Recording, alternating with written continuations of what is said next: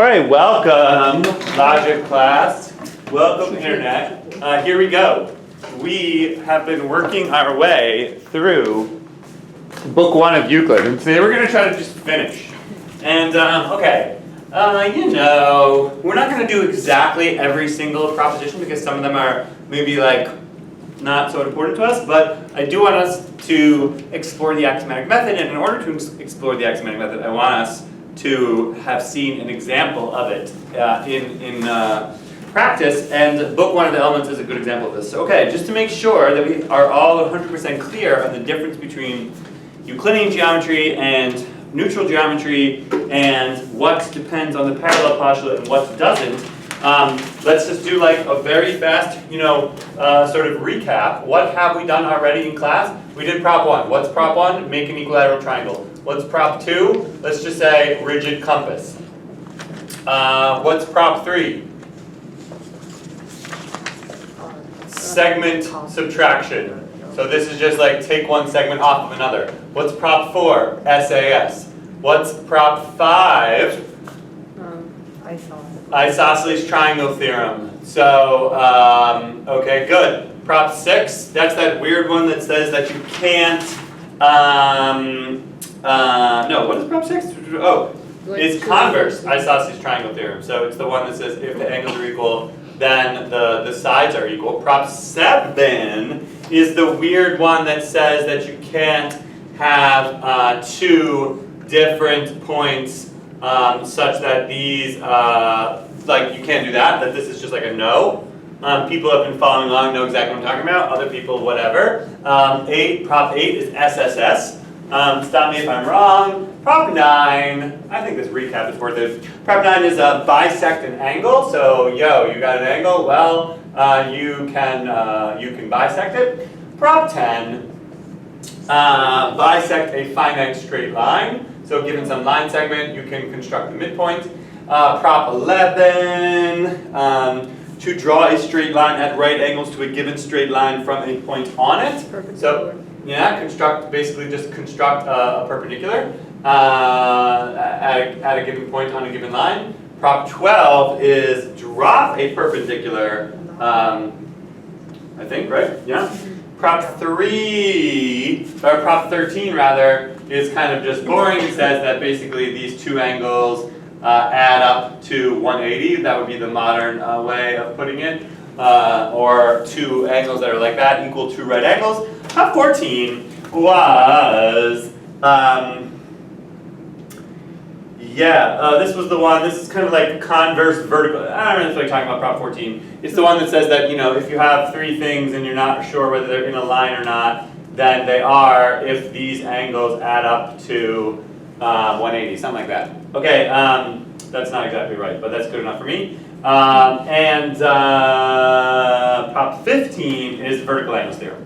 Okay, perfect. That's about the level of recap I wanted. Notice that all of this falls into the category of neutral geometry because I have not yet used the parallel postulate.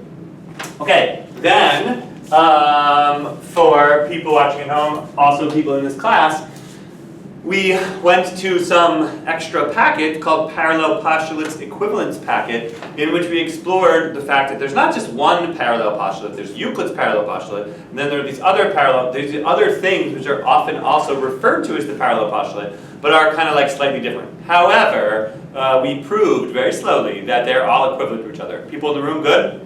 Woo! Okay, so now going back to the original document for a minute, let's go to prop 16. What is prop 16? In any triangle, if one of the sides is produced, then the exterior angle is greater than either of the interior and opposite angles. Oh, this is just the exterior angle theorem. So this is the weak exterior angle theorem, and it is in fact the thing that we proved from page 1 of the packet. So the weak exterior angle theorem says that given any triangle, ABC, with perhaps three angles, calling them 1, 2, and 3 interior angles, that if you extend one of the sides to produce a so-called exterior angle, then that exterior angle will be greater than either of the two remote interior angles. So 4 is greater than 2 and 4 is greater than 1. We don't need to go into the proof all over again because, we did it already. Okay, prop 17. So now we're getting to like real stuff. Prop 17, what is Prop 17? In any triangle, the sum of any two angles is less than 2 right angles. So two angles can't add up to 180. So I said one. Yeah, in any triangle, the sum of any two angles is less than 2 right angles. Yeah, so this is a little bit interesting because, once we prove, this will happen later in book 1, that the sum of the angles in a triangle is 180, then this is kind of silly, right? But of course, we're still in neutral geometry, so we don't know that that's true yet. So this is kind of saying not that the sum of all 3 angles equals 180, that's like normal geometry, but instead something weaker, that any 2 of them have to be less than 180, or any 2 of them to be less than 2 right angles. Okay, how are we going to do this? Well, the answer is always, as I joked whatever last week, the answer is almost always use the previous theorem. So I think the weak exterior angle theorem is going to come into play here. So let's do this. I got this I have a picture here. So let's take any triangle and let's call this angle 1, 2, and 3.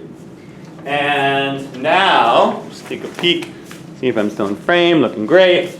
Now I want to show, I need to show that 1 plus 2 adds up to less than 180, that 2 plus 3 adds up to less than 180, and then 1 plus 3 adds up to less than 180. Okay, and the way to do this is with these exterior angles. And so if we extend this out, let's call this one 4, and extend this out and call this one 5, we can start making some observations. Actually, if you don't even have to really think too much ahead. If you just start writing stuff, it just works. So anyone, observation? Say something that's true, and then we'll immediately make some use of it. Yes, 4 is greater than 2. 4 is bigger than 2. True. So angle 4 is greater than angle 2. Okay, that is true. So actually, let's write it as 2. Well, it doesn't really matter what you write, but I'll just write it as 4 is bigger than 2. Okay, well, what is 4 anyway? 4 is just the supplement of 1, right? So that's Prop 13. So let's just replace 4 with 180 minus 180. Exactly. Yep. 180 minus angle 1 is also greater than angle 2. So 180 is Boom. greater than, yeah. Yep. So 180 is bigger than angle 1 plus angle 2. Okay, check mark. 1 down, 2 to go. It's almost maybe not even worth it, but let's just do it anyway. I mean, it's the same for. It is the same. It's just the same, right? But still, there's some slight asymmetry enough that it's maybe worth doing. Let's just do it fast. Okay, 2 is less than 5. Wait, no. Yeah, it's greater than 2. Okay, good. 5 is greater than 2. So angle 5 is also greater than angle 2 because 2 is a remote interior angle. So 5 is greater than 2. Then I'll replace 5 with 180 minus 2. Yup, 180 minus angle 3 is bigger than angle 2. And so that means that 180 is bigger than angle 2 plus angle 3. So that's that one. And now maybe you have to think a little bit to figure this out, but not really. I need some relationship between 1 and 3 now. 1 is less than 5. Yeah, that's it, yep. Angle 1 is less than angle 5. Now I replace angle 5 with 180 minus angle 3. And so there you go. Angle 1 plus angle 3 is less than 180. That's the third one. Okay, cool. All right, so that was kind of nice. All right, so hard to see how that's ever going to sort of get used, but okay. Prop 18. In any triangle, the angle opposite the greater side is greater. Yeah, so this one's actually a little bit hard. Let's slow this down. If the whole class were here, I'd probably ask them if they were even aware of this theorem. Let me do a little bit of that. Oh boy, it's gonna be not the greatest video ever. Okay, yeah, this is called the ordering theorem, or at least that's what I call it. I don't know how universal that name is, but Prop 18 says, in any triangle, the angle opposite to the greater side is greater. So in a traditional geometry class, maybe an old-fashioned one, you would prove this, but I think nowadays most geometry students do not prove this, in basic high school geometry. I would be surprised if you two did this. In this textbook, which used to be the textbook that all of Montgomery County used for their geometry classes, like as recently as 2002, there's an entire unit in this book called like Inequalities. And the whole unit's it was one of the most difficult chapters of the whole book, which went through all of these kind of facts about comparing, one segment being shorter than another. And it comes up in this chapter, but this has been slowly kind of taken out, and now it barely exists anymore. So it's possible they teach you this theorem, but they certainly don't prove it. Okay, let's prove it. The ordering theorem. If maybe we just make a little picture of what it says. In any triangle, the angle opposite the greater side is greater. In other words, if you have some triangle, how do I want to do this? And this side is bigger. So we'll do a little bit like that. If this side is bigger, and I invented some notation for this like a long time ago, that's like my way of marking, that left side is longer than the other one. Then, if I'm reading this correctly, the angle is, if this side is bigger than this side, then the angle opposite that side is bigger than the angle opposite that side. Follow my like weird notation there? Okay, good. Proof, kind of tricky, and in fact, all the simple basic proofs of this that don't involve like trigonometry or something like that are going to depend on the weak exterior angle theorem, which is not something that students normally learn. Okay, so let's go. I'm gonna make a triangle, and how am I gonna do this? Yeah, sure.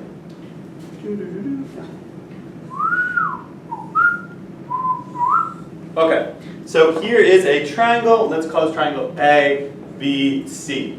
And what we're gonna do now is make some assumptions. My assumption is that let's just call this little a and just call this little b, that a is bigger than b. And what we're going to prove, therefore, is that angle A is bigger than angle B. Okay, clear? All right, how are we going to possibly do this? Well, Euclid doesn't really have any good ways of proving that one angle is bigger than another, except the weak exterior angle theorem is one such theorem that tells you that one angle is guaranteed to be bigger than another. You also have some like part-whole stuff that's going to come into play. But perhaps a better way to even begin is to just sort of think about what it means in Euclid's world to know that one segment is longer than another. And then maybe, because we did something like this already, is there like a first step that just seems very intuitive?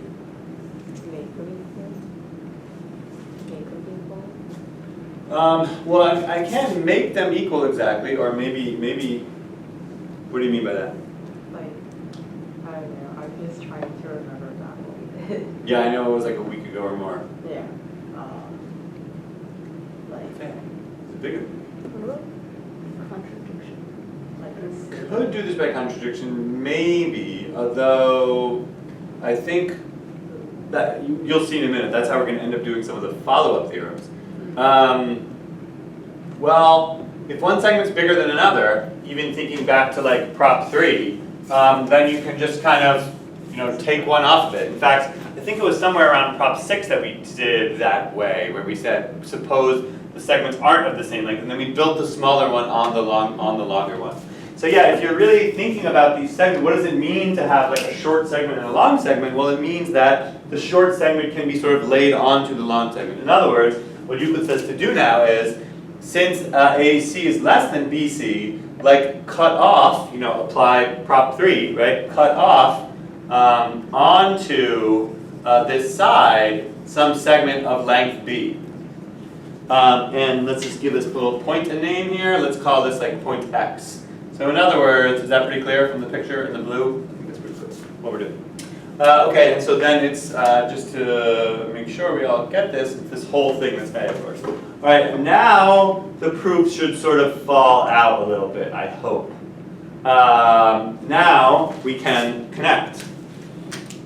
And now we have an isosceles triangle, and we can apply like facts about isosceles triangles, I think. let's just give this angle a name. Let's call this angle 1, let's call this angle 2. And we know that these angles are equal. So I don't know how much of this I want to be writing down, but I don't know, like construct X on CB so that CX equals CA, which is allowed since B is less than A. And then, you know, like apply isosceles triangle theorem. So we conclude that angle 1 equals angle 2. And then what's my goal again? My goal is to show that A is bigger than B.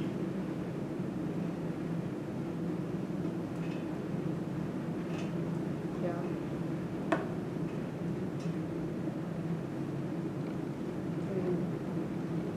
We know that A has to be greater than angle 1. Yeah, I'm trying to show that A is bigger than B, but in fact A is bigger than 1. Which is equal to 2. Yeah. And one is great, well, less than, I don't know, are we using the weakest or? I think we will, yeah. Yeah. So, I mean, we can. Yeah, say 180 minus 2, which is like 180 minus 1.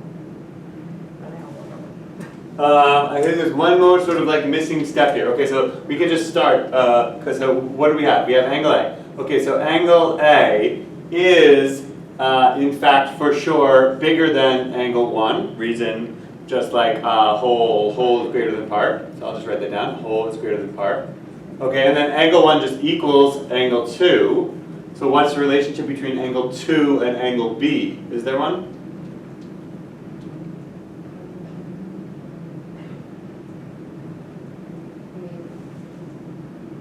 Like the bottom triangle, we can take away like 180 minus angle 2 is angle B. Yeah, that's- But let's go from What, I don't think you see it yet. Yeah. Apply, this is the triangle you should be looking at. Yeah. Ah. So if that is the triangle, then 2 is one of the exterior angles of that triangle. Yes, we're all less than 2, which is 1. Boom. Yep. So there it is. Right? A is bigger than 1 because whole is bigger than part. 1 equals 2, but 2 is also bigger than B. And the reason is exterior angle theorem, like in triangle AXB. Follow? Okay, cool. And so therefore A is bigger than B, and so we win. Okay, so that was like not so hard, but it was like a little bit hard. You had to, produce a kind of like a string of inequalities, and some of those inequalities require, some comfort with the weak exterior angle theorem, and you had to sort of do a construction. So, okay. All right, hopefully people in the room learned something, people at home watching learned something. What about 19? Problem 19, I'm going to kind of squeeze it in here. 19 is just the converse, I guess. And the opposite side, the side opposite the greater angle is greater. Yeah, okay. So here, you get to make use of some nice facts. Okay, so now the picture here is that I have some triangle, and let's keep the picture the same. So here's A, B, C. But now what's given is that angle A is greater than angle B. So angle A is greater than angle B. And what I need to do is I need to prove that A is greater than B. Okay, so let's talk it out a little bit. The answer is, this is now just kind of trivial, because oftentimes you'll find in book 1 that like the converse proof is pretty easy, sort of follows in some sense from the original direction. Well, okay, if I know A is bigger than B, why should A be bigger than B? Well, what's the alternative? A could equal B. Is that possible? No, because if A equals B, then by Prop 5 you have angle A equals angle B, but it doesn't. Okay, so that's out. What's the other possibility? The fact that A equals B, that leads to a contradiction. And then what's the other possibility is that A is less than B. But if A is less than B, then you get to apply the previous theorem, and you get, by sort of interpreting it separately, that if A is less than B, then angle A would be would be less than angle B. But that also leads to a contradiction with my given, and so this just kind of falls out. Okay, was that good enough? All right. Let's see if I'm still in frame. Hopefully I am. A little bit more even space, kind of, but there's a glare, whatever. All right, prop 20. In any triangle, the sum of any two sides is greater than the third side. Call this prop 20. This is the triangle inequality theorem.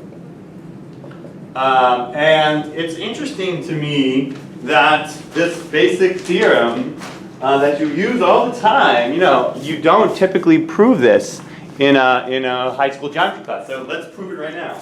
Well, the proof is kind of weird. I don't even think, effectively we're going to split. We're just going to do one of the cases, and then the other two are just the same. So okay, yeah, so sort of, without loss of generality or something, let's take a triangle. Sure. Okay, and this is A, B, and C.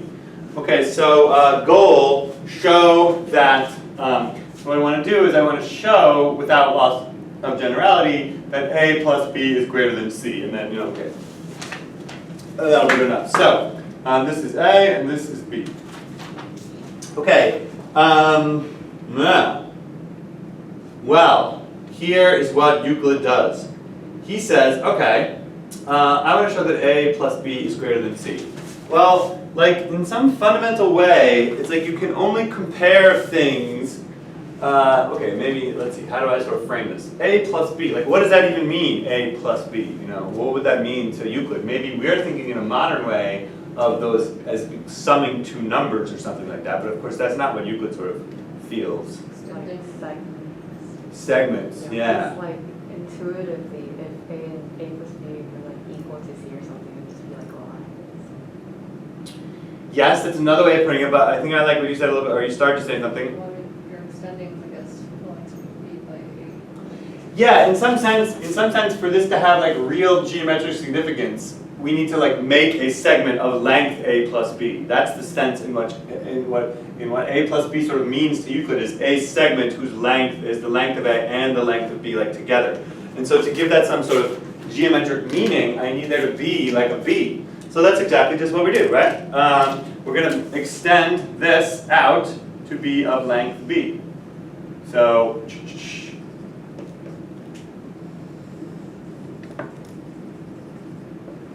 okay, so yeah, that's the plan. Extend this side BC out to length B, such that okay, cool. Such that bx equals, all right. And now let's see, we connect because now there's a triangle, and also it's an isosceles triangle, so that's good. So we get to use all those facts. So call this like angle 1, call this like angle 2, and then what am I trying to do again?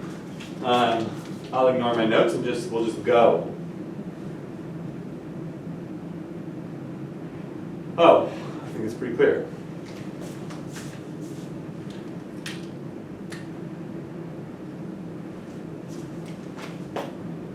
What's one way to prove? I guess like this isn't really, but like you have the triangle AXB. So A plus the on this side has to be, I guess, greater than C because 2 is, so like the angle 1 plus whatever is left of BAC has to be greater than 2, which corresponds to the sides. Exactly, yeah. Well, once again, the idea is going to be apply the ordering theorem, right? And so everything you said is exactly correct, right? What do we know? We know, let's see, what's the smoothest way of putting this? We know that angle A is greater than angle 1. Reason like whole is greater than part.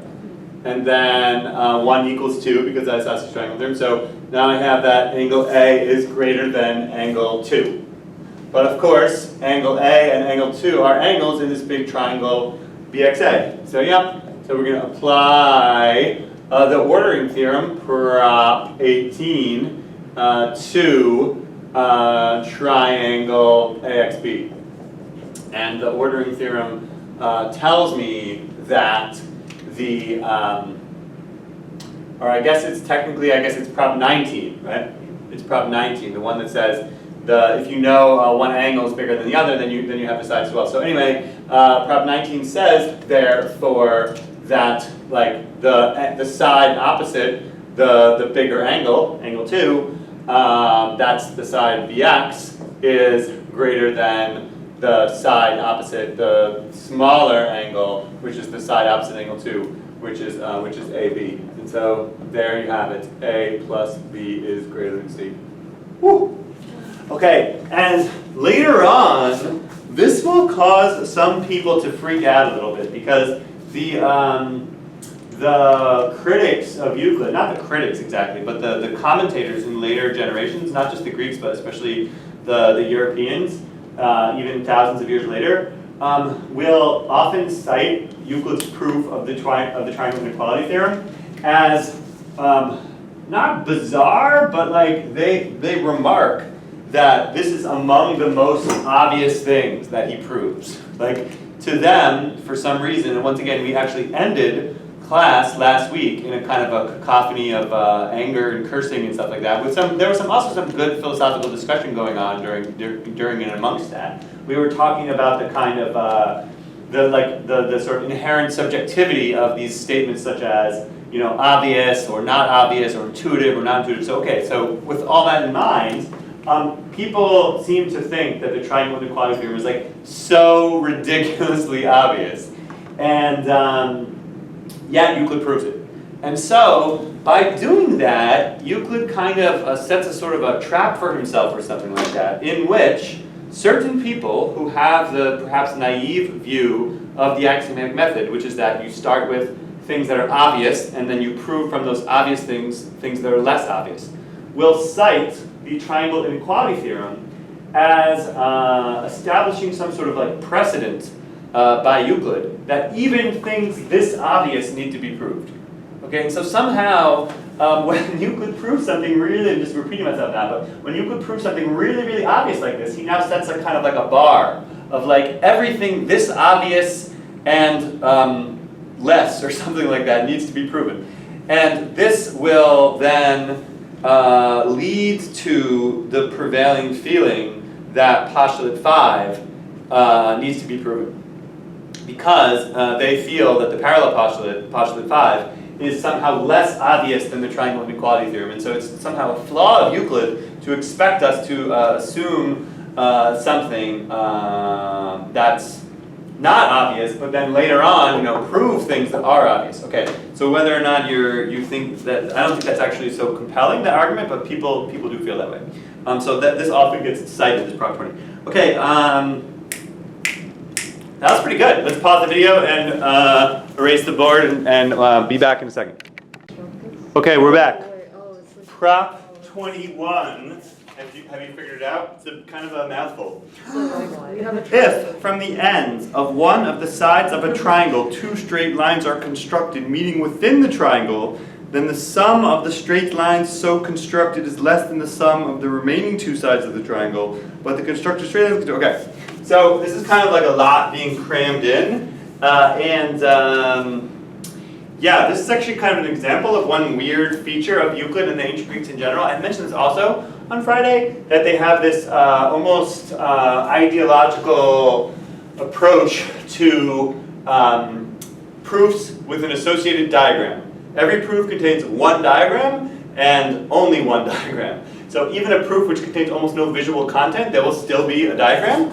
And sometimes there are proofs which are so complicated that you might think many diagrams would be appropriate, but instead they'll just do one diagram. So oftentimes if there's like one sort of geometric relationship being treated, they will cram all the things you would possibly need to know about that into one big theorem so that they can kind of get it all done. And I think that's a little bit what's going on here. So if we read this correctly, if from the ends of one of the sides of a triangle, okay, so there's some triangle, say, like this one. And maybe I want to, I don't know, maybe I don't even want to give it names. Or let's call it XYZ or something like that. Okay? And xz be the segment that we're talking about. If from the ends, in other words, if from x and z, two straight lines are constructed meeting within the triangle.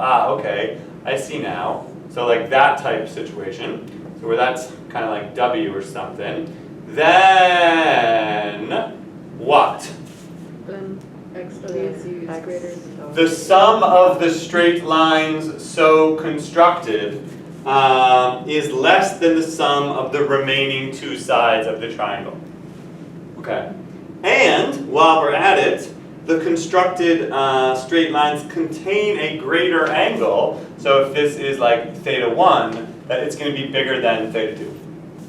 Okay, I'm not really feeling a lot of pressure right now to even prove this, because I kind of just don't feel like it, but I bet you could do it if you wanted to. The real proof, actually, the proof is like pretty, you want to do it or not?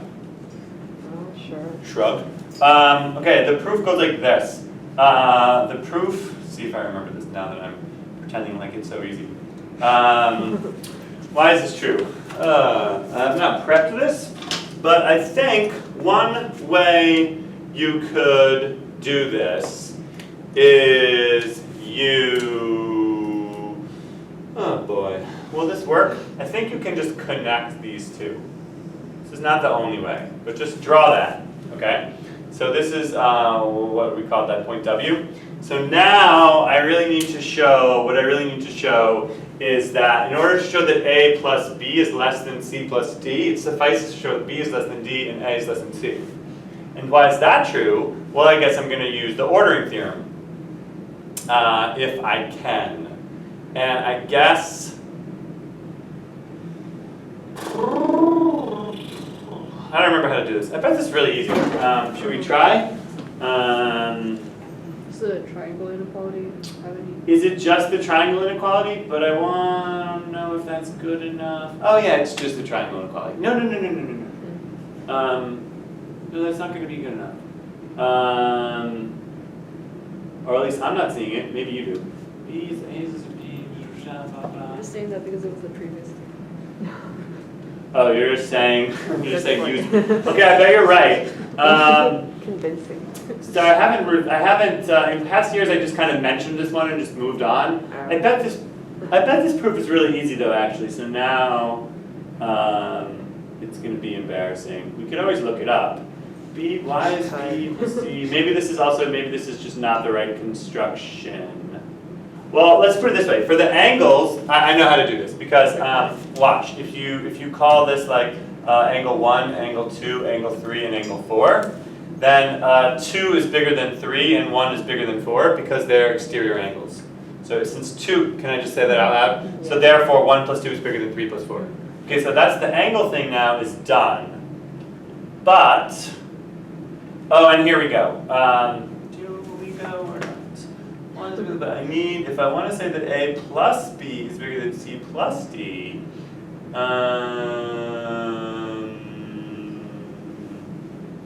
could it even be true that, I don't know, there's going to be some way to do this. I'll think about it maybe, and I mean, let's just look it up. We have this pretty book. Because now we've like backed ourselves into a corner. It would be embarrassing if it's really hard, then maybe we'll skip it. What is this? Prop 21, eh? Prop 21. Aha. Okay, a slightly different construction is used here. So let's erase this. And instead, they say extend it out like this. Okay? So now this whole thing is D, and then this little piece is E. Okay, what does that accomplish? Does that accomplish anything?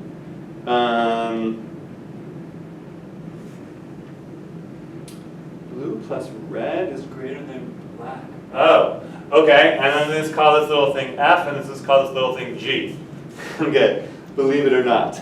Okay, and now they say C plus F is greater than A plus E. No, C plus F is greater than, Yeah, that's the triangle. is this going somewhere? Yeah. C plus F is greater than A plus E. But what does that get me? And then E is greater than B plus G.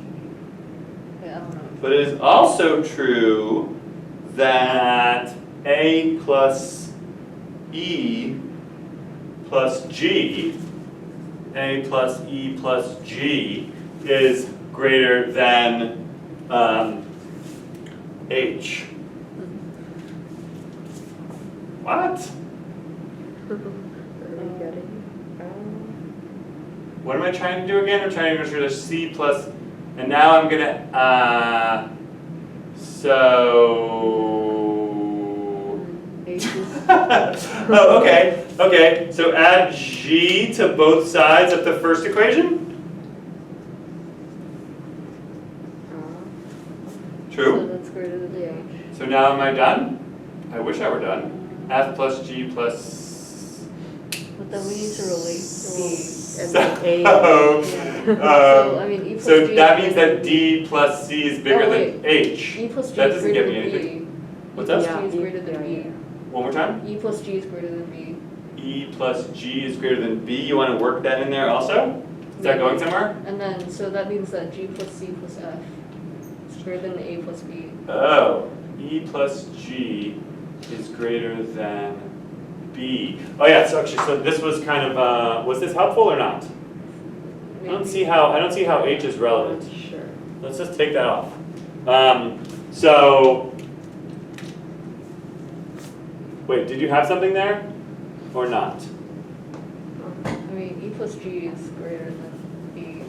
So that means G plus C. All right, we got a little bit of a bad video situation going on here, but You can cut it out, it's fine. Yeah. we could, in theory, cut it out, or we could just push on and win. But I'm actually, you're gonna have to do all the work because I'm lost.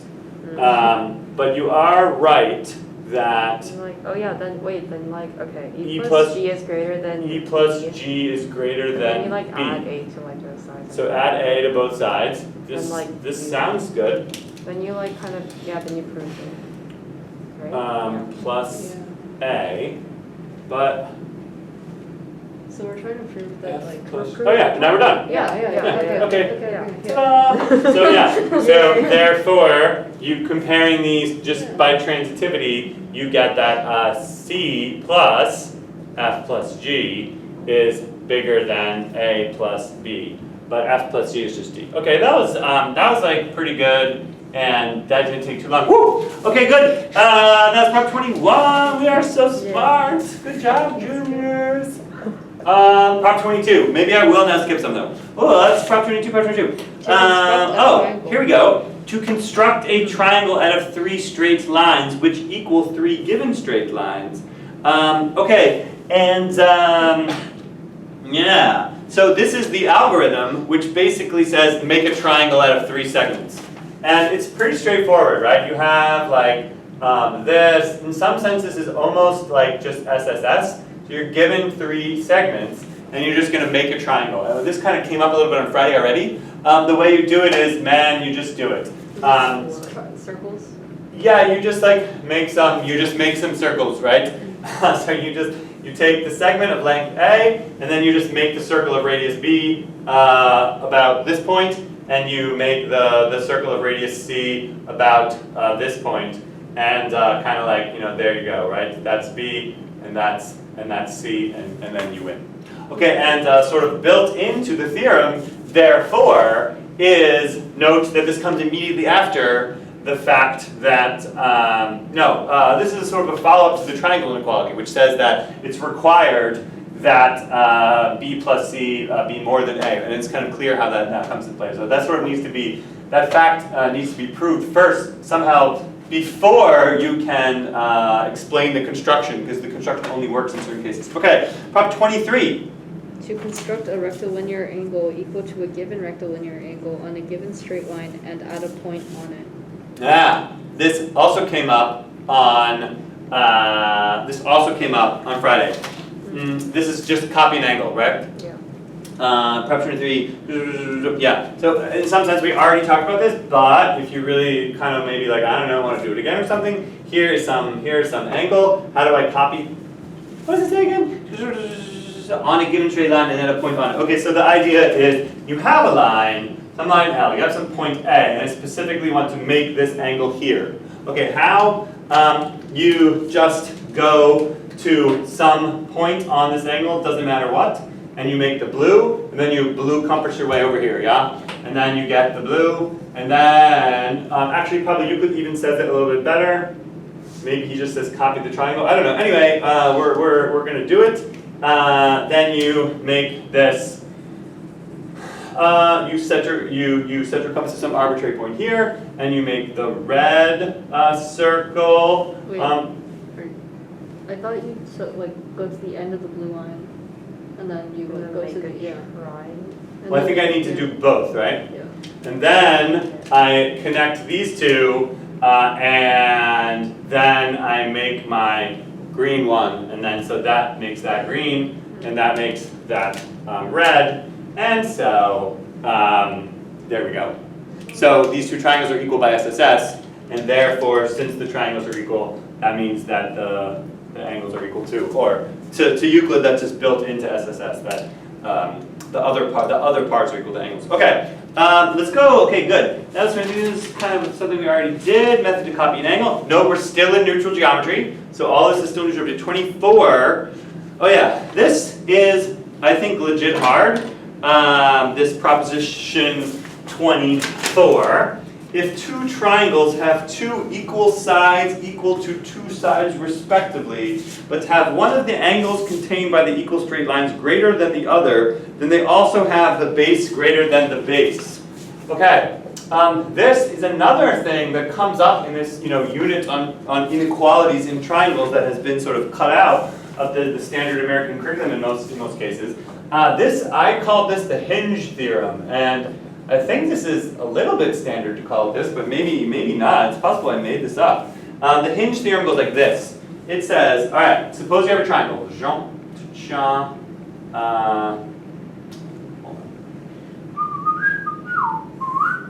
Yeah.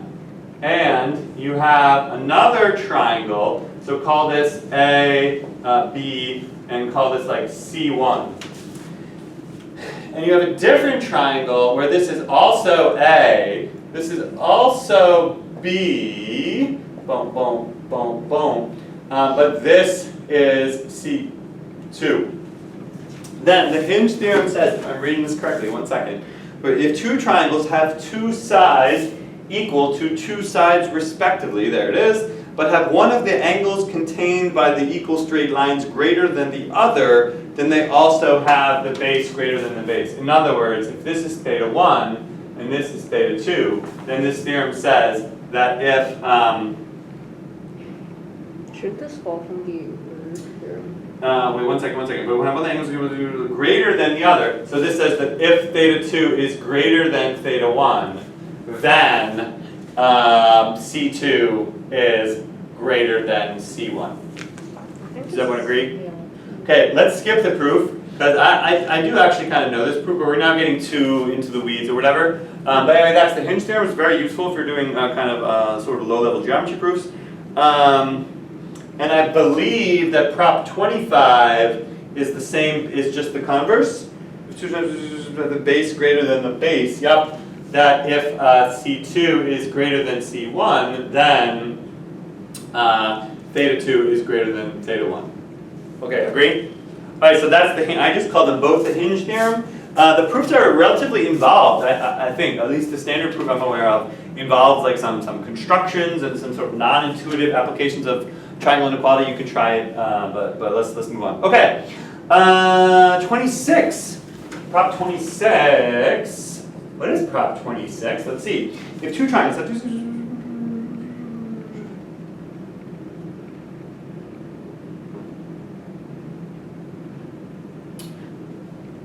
Okay. So A or what? A Yeah. A? This is ASA and AAS kind of combined. into one theorem. Somewhat awkwardly stated, but here's his language. His language is, if two triangles have two angles equal to two angles respectively, okay, so, here we go. Two angles equal to two angles respectively, check. And one side equal to one side, namely, either the side adjoining the equal angles, that is to say, that one, or, so he builds it into the same big, confusing statement, but I'll make two separate pictures because I am not Greek. Or, or that opposite one of the equal angles, so something like that, then the remaining sides equal the remaining sides and the remaining angle equals the remaining angle. Okay, so I don't really feel like saying anything more about this. Let's just move on, right? As we have all those things. Okay, la la la. And we have Prop 27. Prop 27, what does it say? If a straight line falling on two straight lines makes the alternate interior angles equal to one another, then the straight lines are parallel. Aha! What is this? This is what I call converse alternate interior.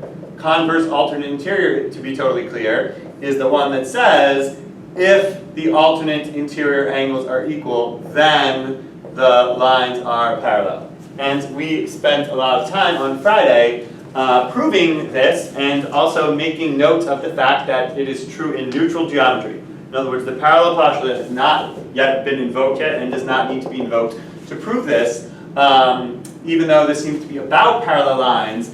The truth of this comes, see packet from Friday. The way to prove this is via the weak exterior angle theorem, if you recall. You do a kind of a quick proof by contradiction. If these two lines weren't parallel, they would intersect, but if they intersected, you apply the exterior angle theorem and you get a contradiction. Okay, Prop 28. What is Prop 28? Prop 28 says, if a straight line falling on two straight lines makes the exterior angle equal to the interior and opposite angles. Okay. This is all the rest of them. This is he seems to be cramming into one theorem. Exterior angle equal to the interior and opposite, that's what we would now call corresponding. So this is converse corresponding, and it's kind of also what I would call converse same side interior. Converse same side interior, kind of crammed into one. Because if we understand his language here, here's what he's saying. If a straight line falling on two straight lines makes the exterior angle, so he means that one, equal to the interior and opposite. In other words, that one, okay, he should just start calling those corresponding, that would be better. Then the lines are parallel, so that's certainly converse corresponding. And then he sort of also throws in converse same side interior if the sum of the interior angles on the same side, so in other words, if A plus B adds up to 180, then also, and this also got covered on Friday, and then the lines are parallel. Okay. Woo! Doesn't the first part just follow from Prop 27? Both of these on Friday we discussed are sort of like trivial kind of corollaries to Prop 27. That's what you're saying. Yep. Okay, good. Let me make sure I'm still in frame. Here ends neutral geometry. Whoa. Everybody watching at home, like you might need to pause the video, go get yourself like a lemonade, make sure you're sitting down. Out comes Prop 29. Prop 29, please read it aloud, someone in the room. A straight line falling on parallel straight lines makes the alternate angles equal to one another, the exterior angle equal to the interior and opposite angle, and the sum of the interior angles on the same side equal to two right angles. Okay, yeah. Are you ready for Euclidean geometry? Say yes. Yeah. Are you really ready? Yeah. Sure. Woo! Okay, let's go, people at home. Does this thing still work? Oh man.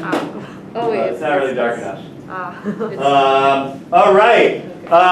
That's a strobe light. Ah, the effect is so bad. Okay, never mind. From the ceiling? Never mind. If you close the windows, it would be more dramatic, but Can we we'll close shut the it off. windows? It's finally time to bring out the big gun. The big gun is the parallel postulate, postulate 5.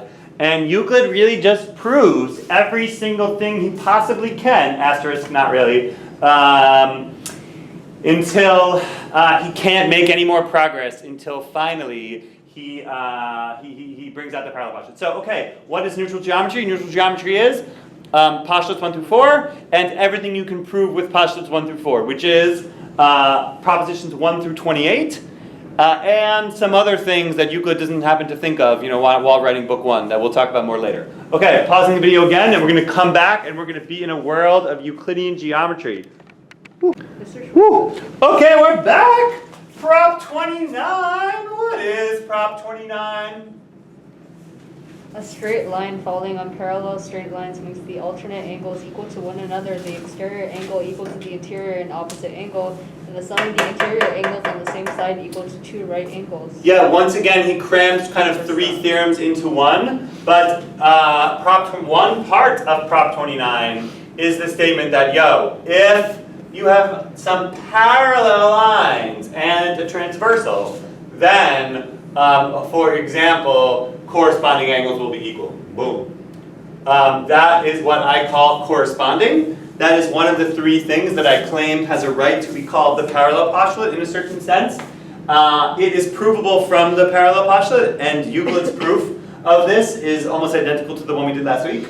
To prove that these angles are equal, we say something like, well, if they weren't equal, then these 2 angles would have to add up to something other than 180, and if these 2 same side interior angles added up to less than something other than 180, then if they were less than 180, then these 2 lines would meet over there, which would be a contradiction, and if they were greater, then these 2 would be the less, and they would meet over there. So that's exactly what we did in class, but notice that we're definitely using the parallel postulate. I just did right there in that kind of verbal description of this proof. So this is a theorem of Euclidean geometry. And also, Euclid doesn't do this, but we did it on Friday. We showed that from the assumption of this as an axiom, one could prove Euclid's parallel postulate. Cool? Okay, and then also built into Prop 29 is that if you have these lines that are parallel, then he says more things, right? Or the sum of the interior angles on the same side equal to 2 right angles, and I screwed up. Yeah, so I guess it's same. It's what I call same side interior as well, right? That if the lines are parallel, then alpha plus beta is 180. That is Prop 29. Okay, good. Let's go a little bit faster now. Prop 30. What's Prop 30? Straight lines parallel to the same straight line are also parallel. So transitivity. This is just transitivity of parallelism. This is another one of those things that might strike you as intuitive, but Euclid proves it, and he proves it, from using the parallel postulate. So this is a theorem of Euclidean geometry. Let's skip the proof. 31 is slightly interesting. What's 31? To draw a straight line through a given point parallel to a given straight line. Yeah. So this is the one that we also stumbled. Is this Playfair's? No, it's not quite. It's almost Playfair. Read it again. To draw a straight line through a given point parallel to a given straight line. This is the thing. This is the construction for making a line through a parallel to L. So the existence of. Exactly. This is when I kind of walked you into this slowly on Friday. That Playfair, some people, just to repeat, some people state that Playfair's postulate says that through a line and a point not on that line that there exists exactly 1 parallel. That is to say that there is a line and that there aren't 2.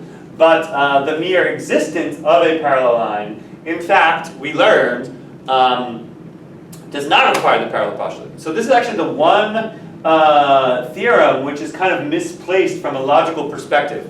Prop 31 is, and there's all kinds of mysterious explanations that people have for why Euclid did this, but Prop 31 is true in neutral geometry, you may recall. And anyway, one of the sort of short proofs that were available for this is, draw arbitrary transversal, draw arbitrary line through A, intersecting L, and then here you have some angle. Well, copy that angle up here, and upon copying that angle up there, which is one of the things that we just talked about that you can do, then apply prop whatever it was, 27 or something like that, to say converse corresponding says that if the corresponding goes equal, then the lines are parallel. So that's how you do it. Okay, more, prop 32. Now I really do kind of want to maybe I don't even want to even draw any more pictures. Maybe I just want to say them or something. Oh no, wait, prop 32 is exciting. We should talk about that. What's prop 32? In any triangle, if one of the sides is produced, then the exterior angle equals the sum of the two interior and opposite angles,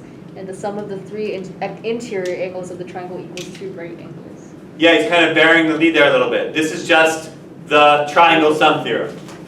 Triangle sum theorem. So this is something that every single kid in 5th grade in the whole world learns.